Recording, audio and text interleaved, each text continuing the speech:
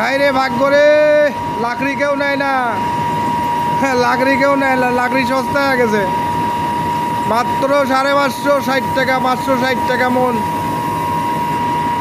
সুনামগঞ্জ দুর্গাপুর। এই লাকড়ির সুসা দিয়ে গুড়ার বানানোর কারণে সুসার দাম বেশি। এই বেশির কারণে যে লাকড়ির দাম অতিরিক্ত। এক মন লাকড়িতে 90 টাকা কারেন্ট বিল লাগে।